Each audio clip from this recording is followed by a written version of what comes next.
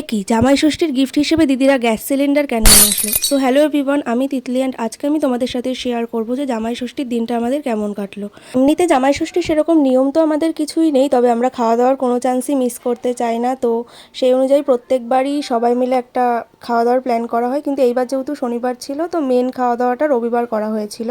এখানে বোন প্রথমে সব কিছু দাদাভাইকে সাজিয়ে গুজিয়ে খেতে দিয়েছিল, কিন্তু আমাদের এই ডুপ্লিকেট জামাইয়ের আদেশ হচ্ছে যে তাকেও সব সাজিয়ে গুজিয়ে খেতে দিতে হবে, নাহলে সে খাবে না। তো তাকেও সব কিছু সাজিয়ে গুজিয়ে খেতে দেওয়া হলো। তারপর এখানে দুপুরে রান্নার প্রিপারেশান চলছে। আসলে এই গ্যাস সিলিন্ডারটা এই কারণেই আনা হয়েছে, যেহেতু অনেক রান্নাবান্না আর দাঁড়িয়ে দাঁড়িয়ে মা করতে পারবে না, তো সেই কারণে যাতে বসে রাঁধতে পারে তাই জন্যই ওই গ্যাস সিলিন্ডারটা আনা হয়েছিল। এখন আমরা বসে পড়েছি দুপুরে খাওয়া দাওয়া করতে, আর আজকে দুপুরের মেনুতে সব কিছু নিরামিষ ছিল, কারণ এই দিন শনিবার ছিল। তো খাওয়া দাওয়া শেষ করে আমরা সবাই রেস্ট নিয়েছিলাম, আর সন্ধ্যাবেলা দাদাভাই নিয়ে এসেছিলো এই ভেজ রোলটা। আমাদের এখানে একটা পিওর ভেজের দোকান আছে, তো সেখান থেকেই নিয়ে এসেছিলো। আর বুনু পড়ার থেকে আসার সময় একটা মেলায় গিয়েছিল, তো সেখান থেকে মথুরা কেক নিয়ে এসেছিলো। আর এদিকে নিজের স্টান্ট দেখাতে ব্যস্ত। তারপর আজকে রাতে সবার জন্য করা হয়েছিল লুচি আর ছোলার ডাল। তো আজকে আমার সারাদিনটা এইভাবেই কাটলো। বেশ অনেক দিন পর ব্লগ পোস্ট করছি। কেমন লাগলো ভিডিওটা অবশ্যই জানিও, আর ভালো লাগলে চ্যানেলটা সাবস্ক্রাইব